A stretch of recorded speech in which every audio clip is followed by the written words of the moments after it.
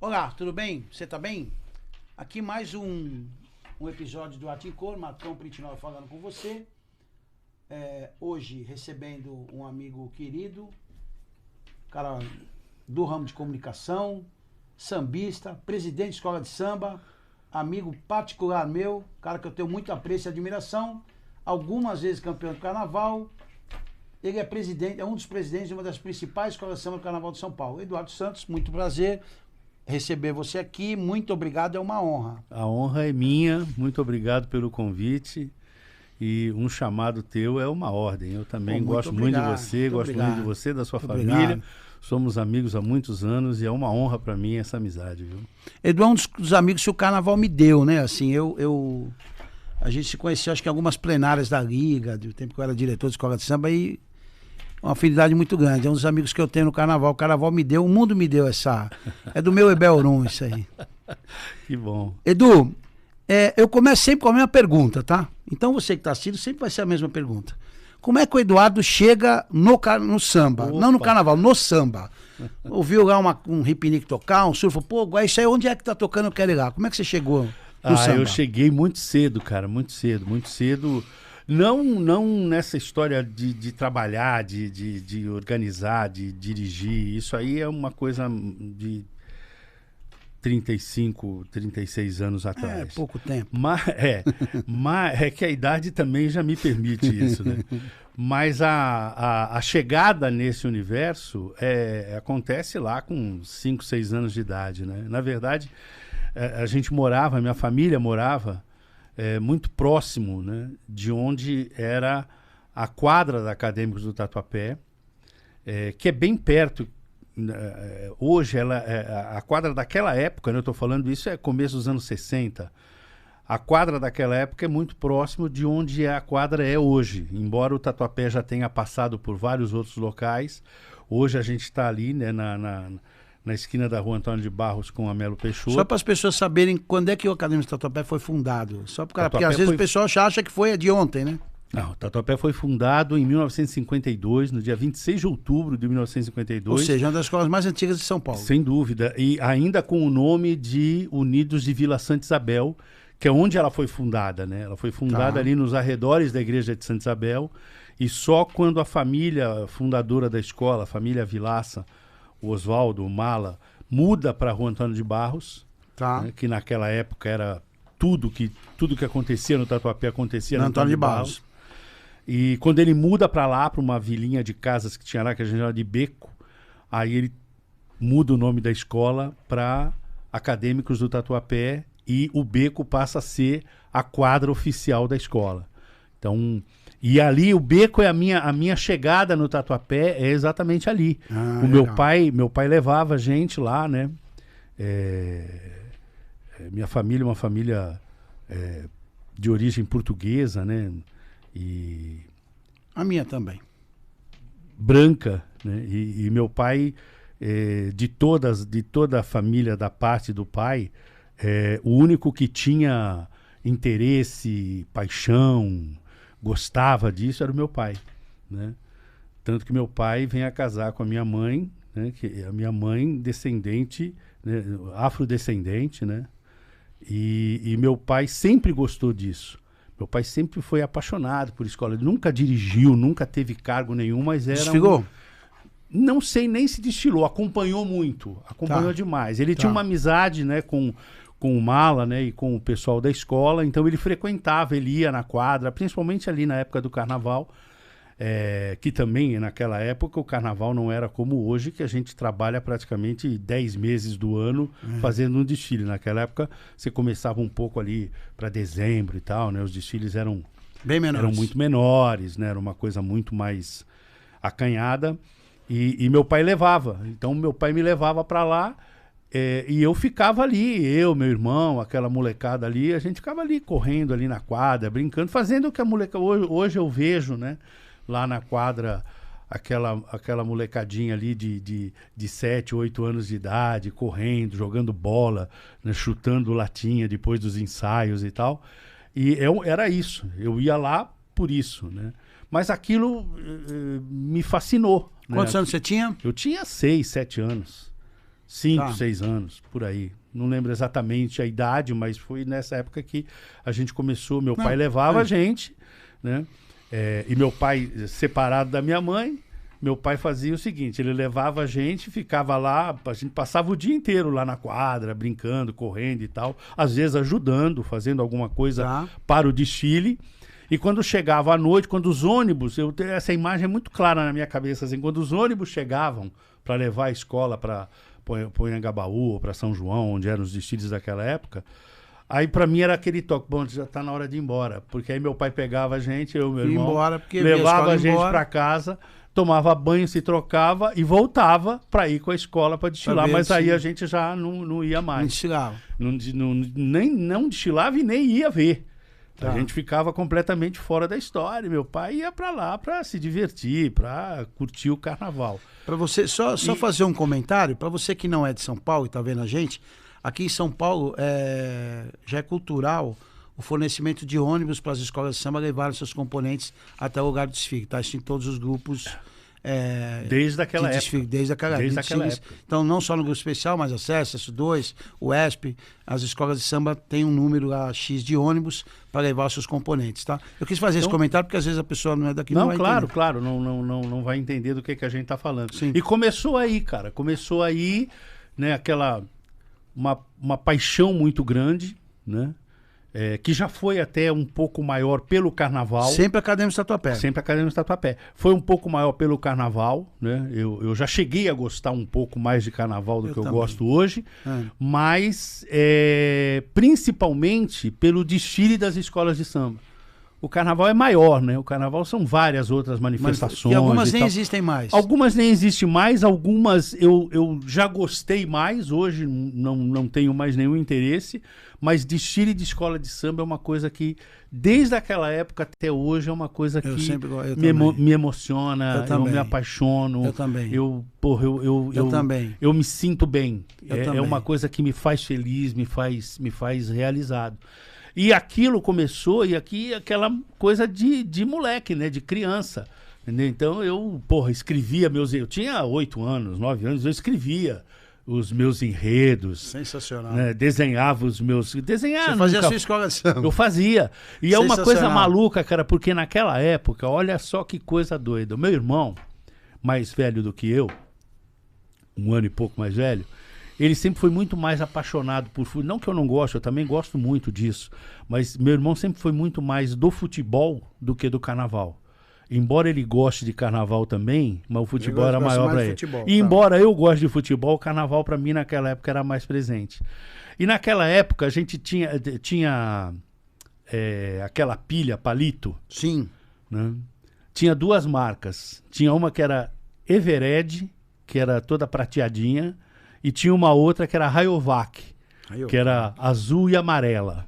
Né? Os IPs Rayovac. E meu irmão pegava as pilhas usadas lá, nenhuma pilha era jogada fora em casa, ficava tudo lá uns caixotes cheios de pilha e tal. E se usava muito, porque muita coisa acontecia, né, no radinho de pilha e tal. Sim. E aí meu irmão fazia os times de futebol com a pilha. Caraca. Pegava a folhinha de calendário, cortava o número, colava na pilha. Cara. Então pegava um papel branco, colava lá, e aquele lá era o Corinthians. Aí pegava um papel vermelho, aquele lá era o São Paulo. Enfim, fazia os timinhos de futebol e jogava lá, tinha travinha e tal. Era uma loucura, ele fazia. E eu fazia a mesma coisa... Com a escola de samba. Com o desfile, entendeu? Então eu fazia lá, pegava aquelas latas de óleo salada para montar minhas alegorias, os carrinhos e tal, os componentes da escola.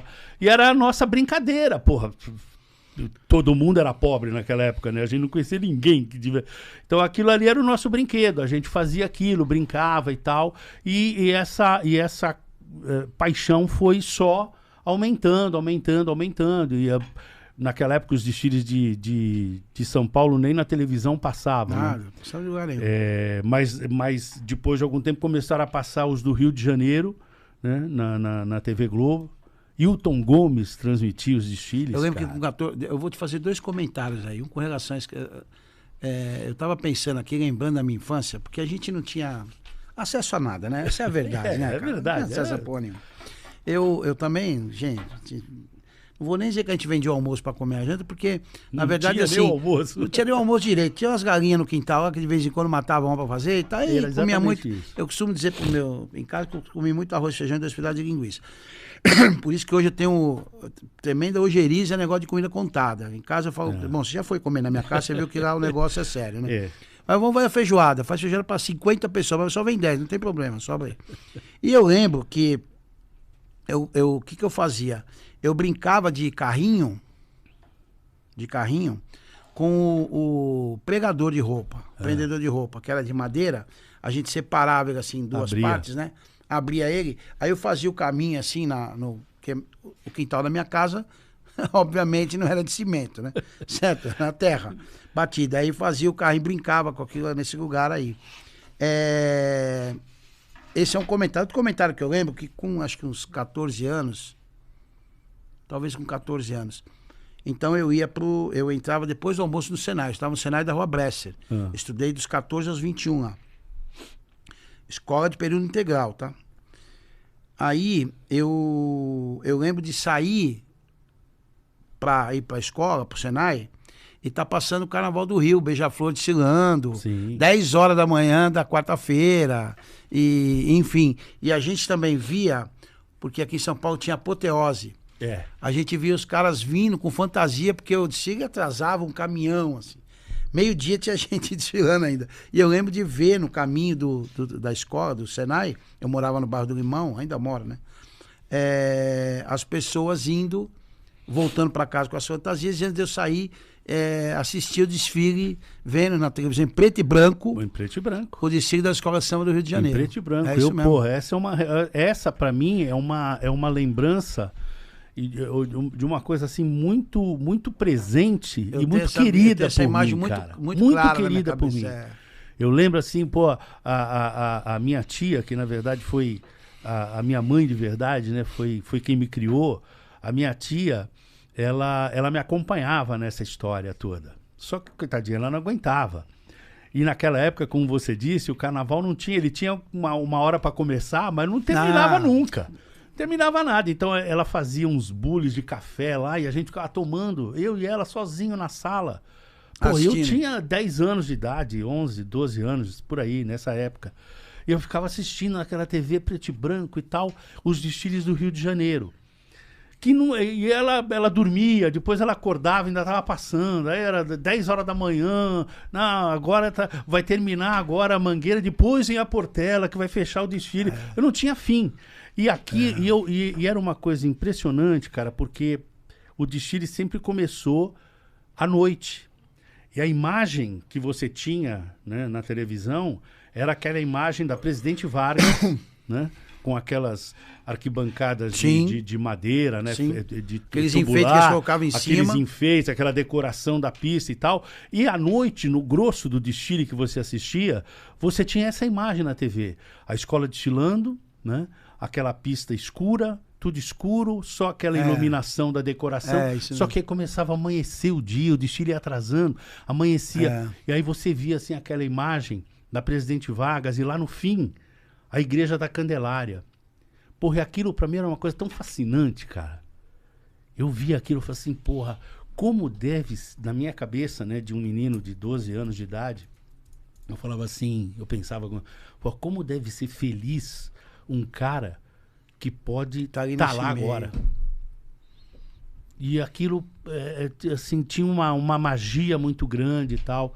E só depois de muitos anos é que eu pude ser esse cara feliz de estar lá vendo isso ao vivo e tal. Eu vou te fazer Foi uma muito pergunta bacana, agora. muito legal. Eu vou te fazer uma pergunta agora, mas você não vai responder agora. Você vai deixar ela para o final. Tá. E ainda tem essa magia que você acabou de falar, mas essa você me responde no final. Tá. Aí o Edu tá ali no Tatuapé, de pessoa que ficava por ali e tal. Como é que começa a desfilar no Tatuapé? Então, aí o que acontece? O Tatuapé... Porque já tava, né? Sim, mas ele tem uma história muito interessante, cara.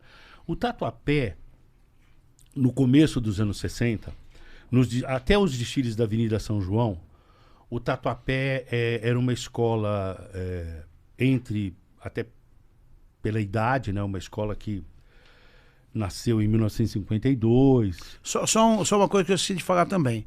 Tatuapé é um bairro de São Paulo, da Zona Leste de São Paulo, tá? E o Acadêmico de Tatuapé é uma escola de samba que está localizado, do grupo especial, está localizado no bairro do Tatuapé. No coração do bairro do Tatuapé.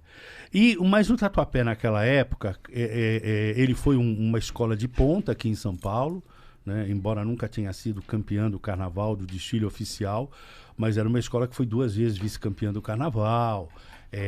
Teve um período bem legal ali, teve nomes importantes do Carnaval de São Paulo que foram criados ali na escola, né? O mestre Sagui era uma pessoa consideradíssima no Carnaval de São Paulo, pelo seu talento, pela sua liderança com a bateria do Tatuapé. Psyu, que era considerado um dos grandes ritmistas de São Paulo. A Dona China, porta-bandeira, o Ivo, mestre-sala, são do Tatuapé desta época que eu estou falando. Tá. E que depois foram ser o primeiro casal de mestre-sala e porta-bandeira do Vai Vai. Vai Vai. Dona China... Durante muitos anos. Durante muitos anos foi... E foram um casal de absoluto destaque no Carnaval de São Paulo. O Tatuapé tinha muita gente boa, né? Era uma escola que fazia bons desfiles... E tinha pessoas importantes do Carnaval de São Paulo, né? Álvaro Ribeiro, por exemplo, foi fundador da UESP, presidente da UESP. Sim. Durante algum tempo e tal, e sempre foi do Tatuapé, enfim.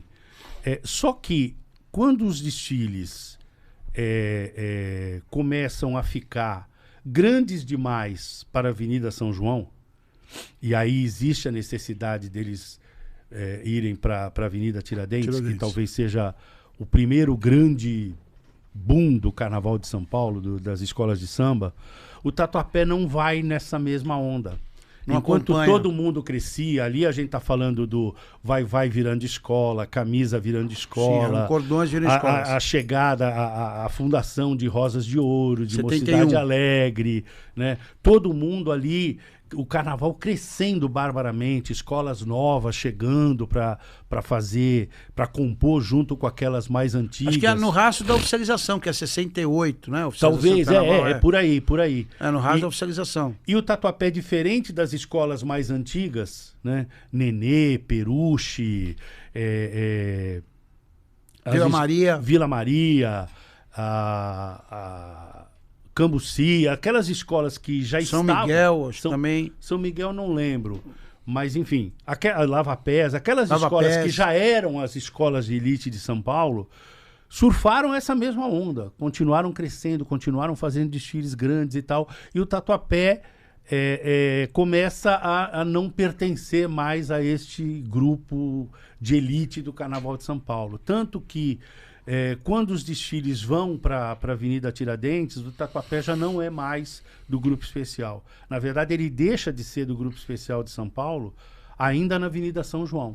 Tá. E quando vai para Tiradentes, o Tatuapé já não pega esse boom da Tiradentes. Então, não acompanhou, foi ficando para trás. O que você acha que se deu esse fenômeno de não acompanhar? Na verdade, assim, eu não vivi essa época dentro da escola, não sei o que de fato aconteceu.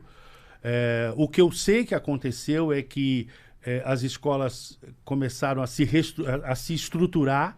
Aquelas que estavam nascendo já nasciam com uma visão um pouco mais moderna, um pouco mais avançada do que era um desfile de escola de samba. As mais antigas se reestruturavam e, assim, o que eu não sei de fato o que aconteceu. O que eu sei é que quando chega no começo dos anos 80, já no auge dos desfiles lá da Tiradentes, aí o Tatuapé, que já estava em vários outros grupos lá para baixo, tal, já não desfilava mais lá, desfilava em bairro e tudo. Aí acontece o falecimento do Mala, do Oswaldo Vilaça, e aí a escola não aguenta, desfila mais 2 anos, e aí para de desfilar e fica 4 anos sem desfilar, e só volta a desfilar no começo dos anos 90, já com o Roberto Munhoz na presidência, que foi um cara que resolveu por conta própria, sozinho, né? Sem dinheiro, sem verba, sem apoio, sem patrocínio, sem nada. Sem nada. A única coisa que ele tinha era um amor absurdo pela escola, e tem até hoje. E ele, menino daquela época, da Rua Antônio de Barros, do Beco, né? Pô, eu preciso fazer alguma coisa. Ele teve essa atitude de falar, porra, vou retomar, vou reinaugurar o Tatuapé. E, na verdade, foi de fato uma reinauguração, porque ele não tinha nada. Ele poderia ter, eu falo isso para ele todo dia, ele poderia ter fundado a escola Roberto do Tatuapé, entendeu? Ele falou, não, vou pegar... Unidos da Rua Entendi. Triunfo, que é onde ele morava. Ele podia ter E feito 0 por qualquer 0, coisa. podia começar o do zero meu, né? É, exatamente. Mas ele, como tinha aquela herança e tinha aquela memória, né, afetiva, como todos nós tínhamos, né, da escola de samba, da Acadêmia do Tatuapé, ele resolve refundar o Tatuapé. Que bom. E aí eu fiquei sabendo disso um ano depois. Que bom. E aí eu falei para uma amiga minha, que era amiga dele também, ela que me contou essa história, ela falou, pô, ele vai fazer isso e tal, ele vai refundar e tal. Eu falei, ó, então, dá meu isso já bem depois, né, isso já no começo dos anos 90, eu falei para ela, eu falei, dá meu telefone para ele, pede para ele me ligar, porque se o projeto dele é esse, eu tô junto. E aí ele me ligou. E aí começa essa história, aí não mais de admirador, não mais aquela criança que ia lá correr, mas o cara que foi lá para ajudar. Eu queria escrever enredo, foi assim que ele me convidou, inclusive, para ir. Falou, pô, vai para lá, escreve lá para mim. Isso na vaga aberta. Isso na vaga aberta. Isso na vaga aberta. Segundo o desfile do Tatuapé, o enredo é meu. O segundo desfile que o Tatuapé fez já nessa volta. Ele tinha feito sozinho praticamente, aí começamos de novo a trabalhar até hoje, né? Aí com um monte de histórias pelo meio do caminho, mas com a certeza de que eu costumo dizer isso hoje, para quem quiser ouvir, a pessoa mais importante da nossa escola é ele. Porque aquela escola que o Mala fundou lá em 52, acabou, cara. Acabou e não iria não iria renascer. Não fosse pelas mãos dele. Não fosse pela atitude dele. Não fosse ele falar, eu vou levantar, eu vou pegar esse estatuto, eu vou registrar ele de novo, eu vou começar a fazer aqui, vou pedir ajuda para um monte de gente, eu preciso de instrumento, eu preciso disso. Ele começou sozinho a fazer esse trabalho. Né? E depois algumas pessoas, inclusive eu, foram se juntando, né, a essa agremiação e tentando fazer dela de novo uma agremiação. Quando é que esse grupo que está hoje, esse grupo político, que é você, Erivelto, Tolinho, enfim. Quando é que esse... Não, esquece, fica em paz. Quando é que esse grupo assume a direção do Tatuapé? Esse grupo...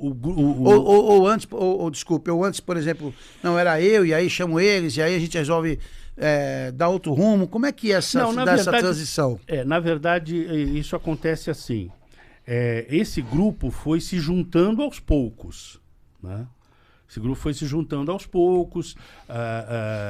Eu cheguei... um ano depois que o Roberto tinha feito esse movimento de retomar a escola.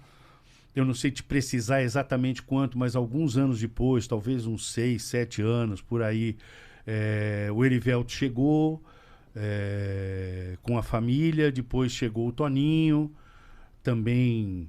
Ninguém foi lá, depois o último a chegar desse grupo que hoje dirige a escola foi o Edu, foi o último a chegar, ele já chegou, já era acho que anos 2000, todos nós somos anteriores. Mas o grande barato dessa história é assim, Marcão, ninguém foi lá para ser o que é hoje. Foi lá para ajudar, vamos pelo Tatuapé. Eu fui lá, a minha ambição naquele momento era tentar realizar alguns daqueles sonhos de criança, entendeu? Algumas daquelas brincadeiras lá com as pilhas e com as latas de óleo e tudo mais. O enredo que eu escrevi aquilo lá, entendeu? Era transformar aquilo em realidade. E ali tinha uma oportunidade bacana. Porque eu queria e porque a escola precisava, entendeu? Todos os outros aconteceu da mesma... Todos os outros foram assim, entendeu? Sabe? O Erivelto foi lá para tocar na bateria, que era o que ele fazia na Nenê, entendeu? O Toninho foi lá para ser chefe de ala. O Erivelton, eu não tenho o mínimo problema em dizer que ele é um dos caras que mais entende de carnaval em São Paulo que eu conheço. São Paulo é Rio. Ele é um dos caras que mais entende disso que eu conheço. Cara, ele é o cara que literalmente, de um limão, ele faz uma limonada. Que ele é um cara... Sem dúvida. Eu tenho uma admiração por ele. Que ele é aliás, eu quero, na segunda importante temporada do nosso bate-papo, a gente vai falar de execução. Sim. Que nós estamos falando primeiro da organização e depois da execução disso tudo. E eu quero trazê-lo aqui para bater um papo com a gente, já se prepara. Você virá aqui. Muito importante que ele venha. Então, e foi isso, e todo mundo foi lá para participar do projeto. Ninguém tinha essa ambição. Mas é um time vencedor. Vocês assumem a escola em que ano? Nós assumimos a escola... Em que ano e que grupo? Não, já no grupo especial, no primeiro ano do grupo especial da escola. Tá. Porque, na verdade... Mas vocês ajudam a trazer até o grupo especial. Tentando resumir uma história longa aqui, só para dar sentido às coisas. E aí fomos assim, né, do momento em que o Roberto retoma a escola... Ajudando o Roberto. Até 2006, né, nós ficamos todos juntos ali fazendo isso. Em 2004, nós voltamos ao grupo especial, fizemos 2 desfiles maravilhosos em 2004 e 2005 no grupo especial. Desde aquele momento, desde aquilo que eu te contei da Avenida São João, sim, a escola nunca mais voltou ao grupo especial. Ela volta só em 2004, já nesse novo bastante momento. Tempo. Tá. Em 2004 e 2005, fizemos 2 desfiles marcantes, muito bonitos, competentes demais. Em 2006, meio deslumbrados ali com um monte de coisa que falavam do Tatuapé, que o Tatuapé... Aí a gente se deslumbrou um pouco e, na verdade, foi o pior desfile que eu participei na minha vida, foi o de 2006. E tanto foi ruim que nós caímos de volta para o grupo de acesso e aquilo provocou um racha ali na escola, enfim. Descontentes com algumas coisas, nós saímos, ficamos 3 anos fora. Eu, o Erivelto, o Toninho, o sambista, ficamos fora.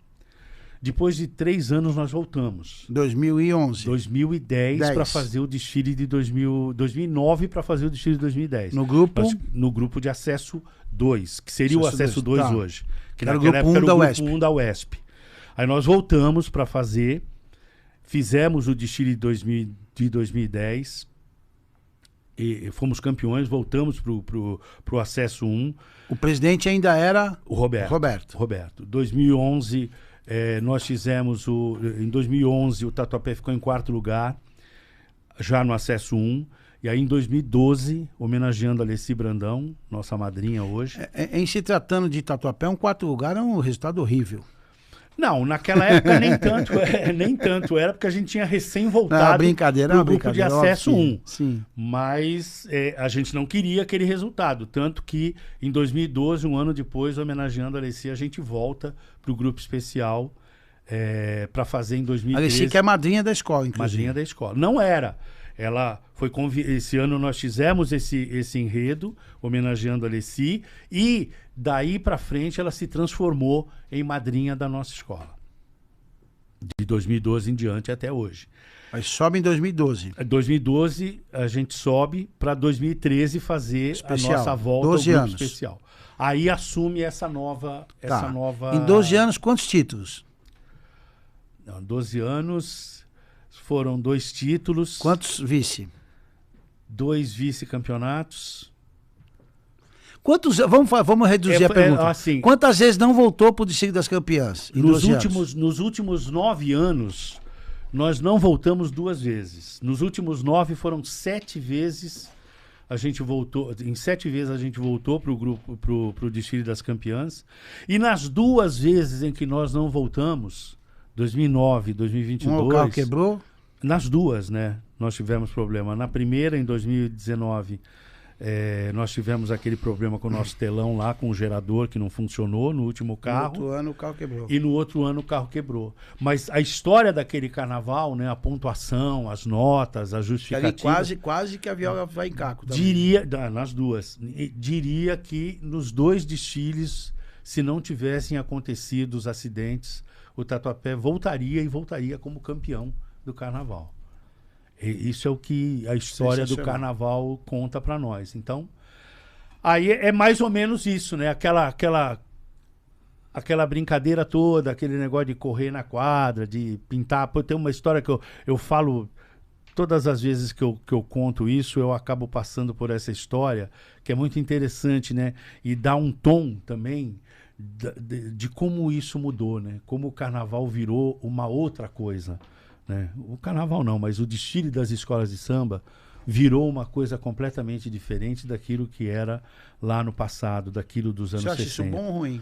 Eu não acho nem bom nem ruim. Você acha que a cultura é dinâmica e as coisas mudam? É só uma constatação. Naquela época, por exemplo, do beco, da gente ali com 8, 9 anos de idade, tinha uma coisa que era assim, quando chegava próximo do carnaval, um dia, às vezes no dia do desfile, às vezes um dia antes do desfile, eles pegavam a molecadinha toda que ficava lá na quadra, pegavam uma bacia, colocava água e cal dentro da bacia. E aí as pessoas vinham e deixavam o sapato. Naquela época, você lembra disso? Tinha um negócio chamado Vulcabras 752. 752. Que era um sapato de... Aquilo era um, sei lá o que era, uma resina. Era um... Vulcabras 752. Imitava o couro, mas não era couro. E aquilo não acabava nunca. O sapato não acabava nunca. A pessoa usava tergal e Vulcabras 752. Exatamente. Só que era preto. Aí a gente pegava o sapato, passava ficava ali com o pincel ali, a brocha, passando cal e água, e aí o sapato ficava branco.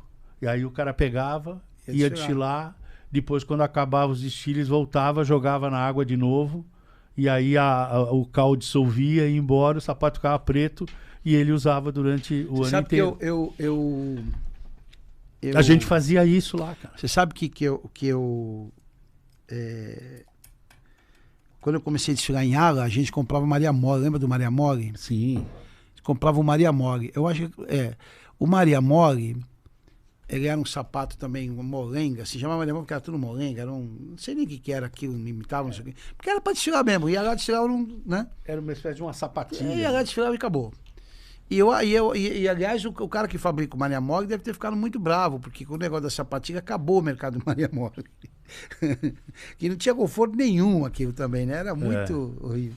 Tá, e aí, deixa eu te falar uma coisa. Eu já tive algumas conversas com você e sempre aprendo muito sobre organização de carnaval.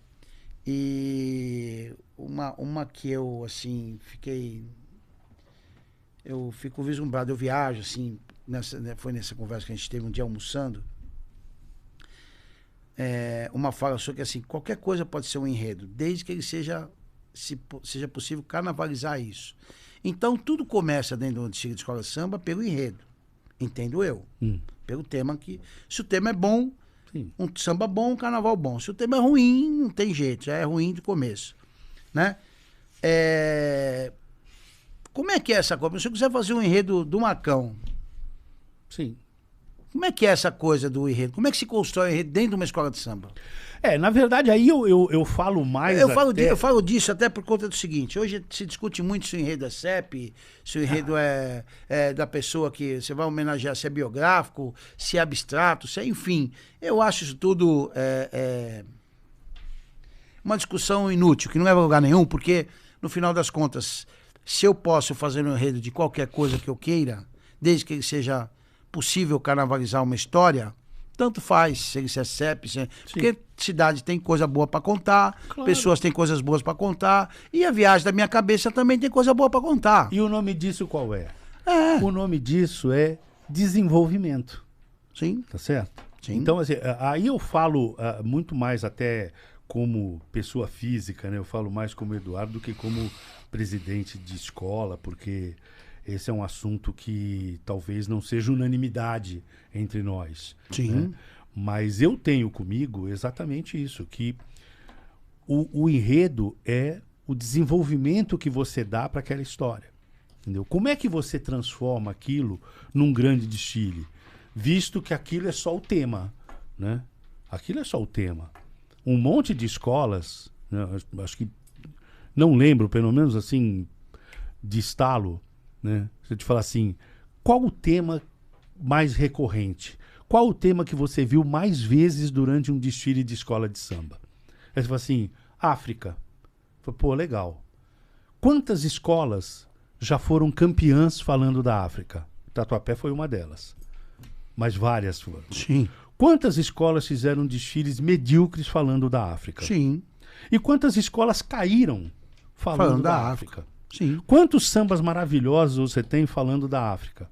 Quantos sambas medíocres e quantos sambas que não aconteceram? Entendeu? Por quê? Porque o tema é o mesmo.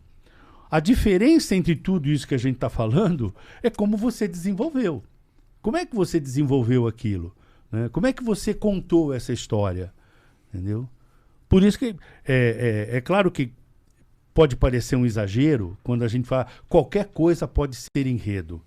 Mas eu acho que qualquer coisa pode ser enredo. Tá certo? Depende de que história você vai contar. Depende de qual é a maneira que você vai mostrar aquilo. Entendeu? Como é que você desenvolve aquilo.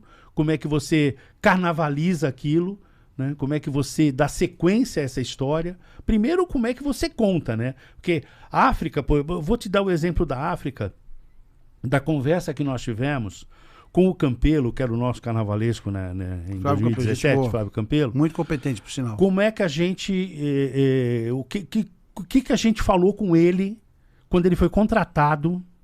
Né? O que a gente falou com ele, sentados ali na padaria Poesia, conversando com ele lá na rua São Jorge? Nós falamos assim, ó, o enredo já está definido. Nós vamos falar da África. Só que nós não queremos falar nós não queremos aquele lamento que normalmente se faz. Não pode ter gente acorrentada, nós não queremos ter navio negreiro. Essa história já contaram, ela é fascinante, ela é bonita, ela já gerou sambas maravilhosos, desfiles maravilhosos, só que não é nem que já está saturado ou não. Não é isso que nós queremos. Nós não queremos essa África, nós queremos falar de outra coisa. Entendeu? Aí demos o exemplo para ele, o seguinte, falou assim, olha, quando você vai ver um jogo na Copa do Mundo, e aí fala assim, hoje vai jogar, sei lá, Gana e Alemanha, entendeu? Assim, você sabe que aí você tá lá, vai começar a transmissão do jogo, aí abre aquela imagem maravilhosa, o estádio cabe 80 mil pessoas, e tem 78 mil pessoas comportadíssimas ali e tal, que vão torcer para a Alemanha. Todo mundo com a camisa da Alemanha e tal. Aí, de repente, tem um cantinho do estádio que tem uma galera lá fazendo a maior festa. Sensacional. Eles são todos pretos, eles estão com roupas que não dá nem para saber quantas cores tem em cada uma daquelas roupas. Eles têm cabelos maravilhosos, eles têm uma expressão fantástica de alegria, não é de tristeza. E mais, eles estão ali por eles. Então sabe o que vai acontecer? Vai estar 6-0 para a Alemanha. Eles não estão fazendo a mesma festa. O estádio vai estar quieto. E lá vai estar uma festa. Você entendeu qual é a África que a gente quer contar? Sensacional. Você entendeu que desfile que a gente quer fazer? E foi isso que a gente fez. Foi esse o desfile que a gente fez, foram essas as fantasias que a gente levou. Eu nunca vi tanta cor na avenida, eu nunca vi tanta alegria, um samba que ajudou demais, um samba muito bonito, um desfile maravilhoso. E acabou o quê? Campeão do carnaval. Tá certo?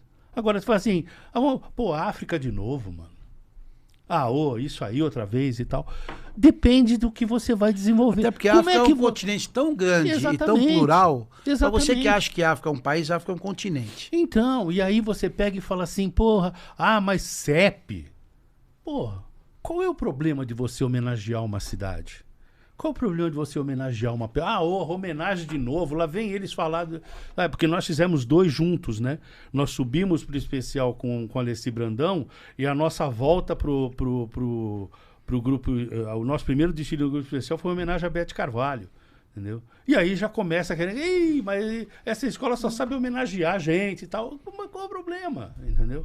O Rosa de Ouro do Eduardo Basílio foi campeão algumas vezes e ele de um ano ele já falava qual era o São Paulo que ele ia contar no ano seguinte. O ano de São Paulo, eu ia falar da noite de São Paulo, no outro ano falava do fim de semana de São Paulo, no outro ano falava da faculdade de São Paulo, e assim foi, vários. Muito da década de 80, 90, ou não me engano, 90. Sim. Muita coisa, você não tinha nenhum problema, assim. Porque eu entendo que inclusive se você tiver uma sequência, né? Sim, você pode ter uma sequência, você pode não ter, porque isso é uma coisa que é a escola que determina. Entendeu? Sim. É a gente que determina. Não existe existem escolas que optam por uma determinada linha de enredo, o que eu também acho perfeitamente normal e muito bacana. Né? Tem escolas que falam assim, não, aqui nós só falamos sobre isso, aqui nós não falamos sobre aquilo, Sim. aqui não existe isso. Eu acho perfeitamente normal, perfeitamente compreensível e está tudo bem. E está tudo bem. O que não está bem a CEP não dá. E lá vem aqui, você fala, enredo afro de novo. Porra, qual o problema? Não existe nenhum, até porque ninguém ganha ou perde na largada. Não. Você perde nem no antes, percurso. Né? Nem antes, nem... Você perde você no percurso. Chega lá com nota máxima, né? Eu digo, não é nem em relação ao resultado do carnaval, mas em relação ao desfile que você vai fazer. Sim. Entendeu? Como é que você vai desenvolver? Como é que você tem que fazer? Hoje você tem essa liberdade. Em algum momento você pode perder a mão disso, né? Sim, mas você ter a liberdade de escolha já é algo absurdamente importante para o carnaval. Até porque você não limita a criatividade, né? Exatamente. E se você tiver alguma limitação, como já aconteceu aqui em São Paulo 2 vezes, né? A primeira delas nos 500 anos da independência e a segunda delas nos 450 anos de São Paulo. Não é que houve um limite do enredo. Era um carnaval temático, né? Mas era uma estrutura de carnaval tematizada. Sim. A primeira, todo mundo tinha que falar dos 500 anos do descobrimento. Sim. E na segunda, todo mundo tinha que falar dos 450 anos da cidade. Mas não havia nenhuma imposição do que pode ou que não pode. Pode ser o que você quiser. Você quer falar desde que esteja dentro desse contexto. Entendeu? O que eu acho também que não cerceia a criatividade de ninguém, muito pelo contrário, entendeu? Muito pelo contrário. E de novo, enredo na minha avaliação, enredo é desenvolvimento. Como você conta essa história, que importância você dá a cada elemento. Como você consegue carnavalizar isso. Exatamente. Né? Como é que você transforma, o carnavalizar, na verdade, assim, como é que você transforma isso num grande desfile? Porque eu lembro de gente que já contou para a história, o enredo do cara era o riso. Eu vou te dar um outro exemplo. O Tucuruvi falou, há 2 anos atrás, do Ifá. Sim. Né? O do Ifá a partir do Exu. O Tuiuti esse ano vai falar do Ifá cubano. Uhum. O Tucuruvi falou do Ifá nigeriano, o Tuiuti vai falar do Ifá cubano. Dentro do Ifá, dentro do culto tradicional iorubá, são 16 itãs, são 16 odus. Depois desses odus, eles se multiplicam em 256. Mas existem os itãs são histórias. É a mitologia da filosofia iorubá. São mitologias. Cara, existem itãs maravilhosos. Um deles, a Imperatriz Leopoldinense contou esse ano. Vai começar o Itã de Oxalá. Cara, aquele Itã é maravilhoso, é um Itã, é uma história que faz parte da mitologia africana.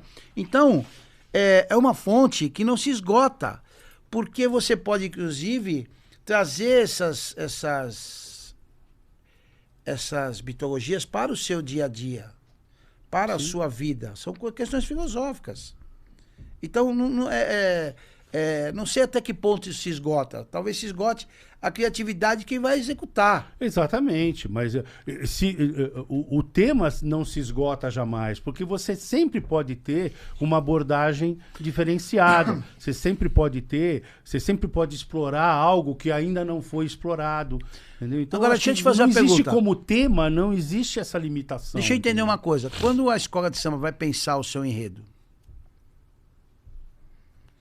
ela pensa, ela leva em consideração, por exemplo, aquilo pode se transformar numa questão comercial também, ou ela fala, não, vamos usar esse enredo, porque esse enredo é o que a gente quer, e aí, a partir daí, a gente vai atrás de uma grana e de um patrocinador. Ou ela fala assim, não, vamos procurar enredos que possam ser patrocinados. Ou, não, vamos procurar o patrocinador, em cima disso a gente faz o enredo.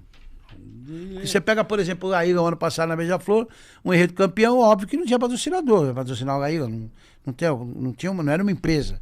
Já no ano anterior, teve um patrocínio.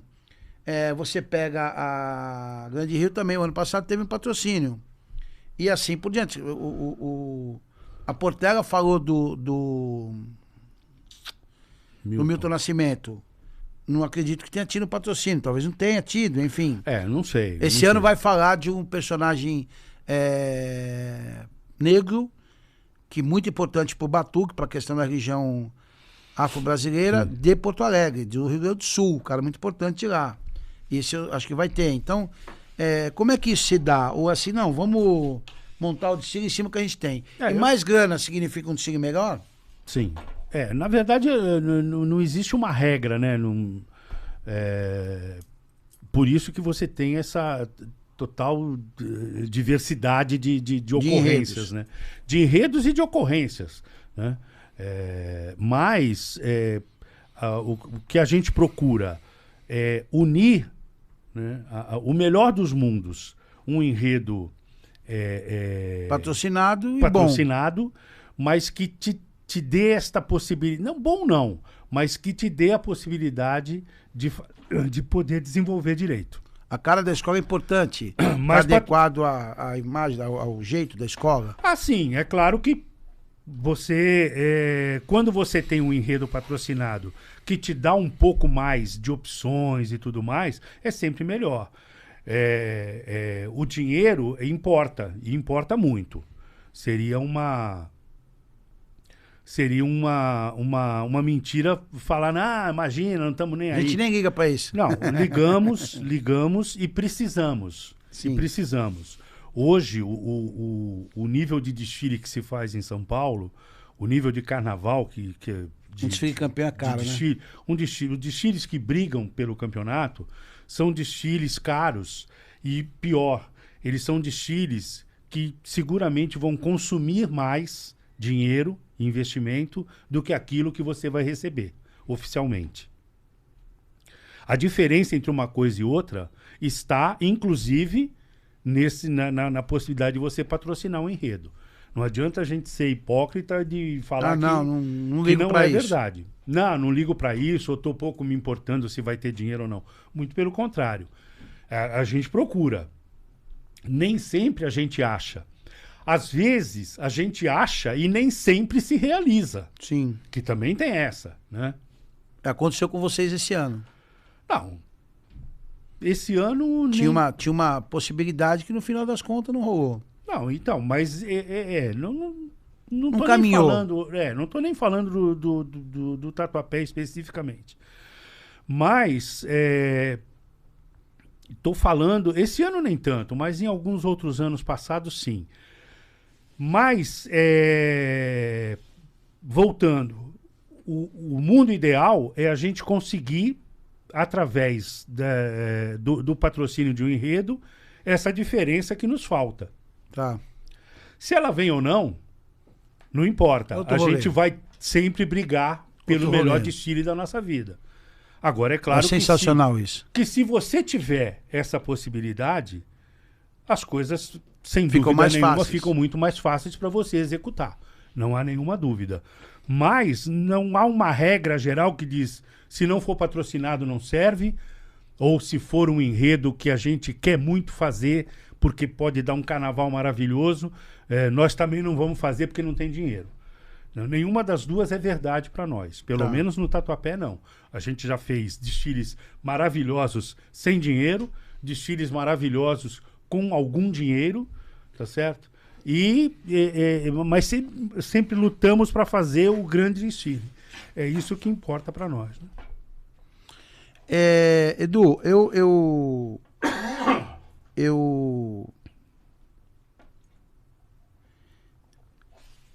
Desfiles, pode parecer redundante o que eu vou te falar, perguntar agora, mas o que a gente percebe é que as escolas melhor posicionadas é que tem a melhor estrutura organizacional, não estou falando de grana, estou falando de organização. Além de trabalho, como é que se consegue essa organização? Gestão, a gente certa no lugar certo, a cabeça que pensa, saber reconhecer e colocar essas pessoas. Isso está mais ligado à estratégia, à gestão, a ter o capital humano para fazer isso, a formar. Como é que você vê isso? Como é que você entende isso? Eu entendo como gestão. Eu acho que esse capítulo da gestão é muito importante, até porque ele vai passar por tudo isso, né? A gestão é quem vai, inclusive, tornar necessária a formação do teu próprio elenco, a formação do teu material humano, né? E a formação que eu digo é formação de verdade. Não é só juntar as pessoas, entendeu? É claro que juntar pessoas, preservar pessoas e capacitar pessoas, principalmente, entendeu? Legal. Esse talvez tenha sido um dos grandes diferenciais do Tatuapé lá atrás, né, quando a gente começou esse projeto, e que vem dando frutos até hoje, e que a gente precisa sempre estar renovando isso, né? Que é o que eu costumo dizer assim, não adianta a gente achar que chegou no estágio limite, ideal. Ele não existe. Nunca, ele não existe. A perfeição é sempre uma busca contínua. A perfeição é sabe, a qualidade, né? Tem uma frase que eu gosto muito assim, a qualidade não é um ato, a qualidade é um hábito. A qualidade é algo que você persegue todos os dias. Ela não é um ato. Eu tô com qualidade, pronto, agora eu vou caminhar. Aquilo é um hábito, é uma coisa que você precisa praticar constantemente. Na Print 9, uma das coisas que a gente tem na visão é que a gente quer ser 1% melhor do que foi ontem. Exatamente. E como você nunca alcançar isso, vai ser todo dia você vai lutar para ser 1% melhor. É uma busca diária. É uma busca diária. Por isso que eu sempre disse lá, e eu vou continuar dizendo até quando seja possível dizer, né? A gente pouco fala lá do nosso resultado. Nós vamos ser campeão, nós vamos ser... Esse foi o melhor resultado das nossas... O ano que vem vai ser outro. Exatamente. A gente precisa buscar sensacional o melhor desfile da nossa vida. Todo ano.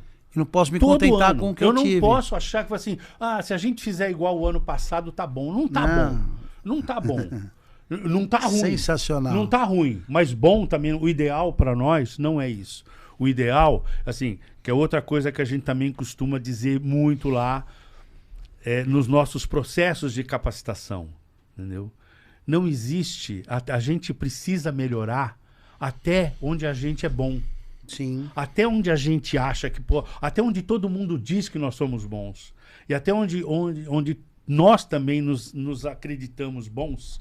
Se você mergulhar lá dentro, fala assim, mas aqui, ó... O bom é inimigo do ótimo, né? Isso aqui dá pra melhorar. O bom é inimigo do ótimo. Você já pensou se a gente faz desse jeito, imagina se isso aqui também tiver... Então, até onde a gente é bom, a gente melhora. Sim. Tem que melhorar, tem que aprimorar, tem que fazer. Então, porque se a gente fala assim, o nosso objetivo é ser campeão, e aí você né? Então acabou. Você estaciona. Sabe? Estacionou. Então o nosso objetivo era ser campeão, nós fomos. Mas não é excelência, né? Mas se a talvez gente fizer... Talvez ele tenha sido campeão porque os outros erraram, não porque eu fui excelente. Mas talvez se a gente fizer em 2026 o desfile que a gente fez em 2018... Não seja. Talvez a gente já não seja mais campeão. Né? Porque já mudou alguma coisa. E há vários exemplos disso. Há vários exemplos disso. Que é, na verdade, a autossuperação. Se eu fui capaz de fazer aquilo, né, consigo fazer um melhor que aquilo. Eu preciso melhorar aquilo. Eu consigo fazer melhor do que aquilo também. E essa frase do precisamos fazer a cada ano o melhor desfile da nossa vida, ela responde exatamente essa pergunta. Entendeu? Eu preciso melhorar sempre. Esse processo é um processo... a gente tem que tornar isso um hábito, não é um ato, não é uma coisa que eu fiz, está feito, acabou, não acabou, já era. A gente está caminhando para o final. Rapidamente, a minha pergunta é o seguinte: A escola de samba precisa voltar a ser a escola? Claro. Senão não tem sentido, né? Não tem o menor sentido. Isso não eu tem o digo menor em relação sentido. à formação do Sim, seu não quadro. tem o menor sentido. Seu quadro. Não tem o menor sentido a escola não ser a escola. Né? O projeto que a gente desenhou lá atrás e que a gente vem cumprindo é exatamente esse. Teve uma época, por exemplo, que a gente fazia assim. O Diego e a Jussara, lá, o nosso casal, que você conhece muito bem. Conheci na quadra do Só Vou Se Você For. Exatamente. De lá que eles vieram, para o Tatuapé. Eles tem um projeto deles de formação de casais. Sim. Lá na escola. Só que, o que acontece? Esse projeto de formação de casais, ele formava lá um monte de gente, que tinha alunos de 5, 6 anos de idade até profissionais já formados, que já dançaram em outras escolas e tal. E a gente capacitava todos eles. E quando chegava no final, agora é a formatura, tal, entregava diploma para todo mundo e tal, e acabou. Cada um foi para sua casa, os nossos casais estavam lá e tal. Aí um dia a gente conversando, falando assim, porra, vocês acham que isso aí tá legal? Porque assim, ó, tá vendo aquele casal lá da escola tal? Então, ele fez o curso com vocês.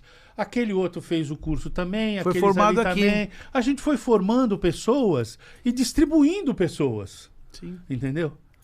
Aí um dia a gente chegou à conclusão e falou assim, nós só vamos ter o primeiro casal, que é o Diego e a Jussara. Os outros casais, teve ano que a gente saiu com 3, com 4, enfim. Os outros casais todos, eles vão sair desse curso. Da escolinha. Maravilhoso. Até para ter sentido o teu curso. Porque nós não queremos aqui um puxando o tapete do outro, nós não queremos aqui aquele clima de tensão, de pô, o cara quer meu lugar, o cara... Não, não é isso que a gente quer.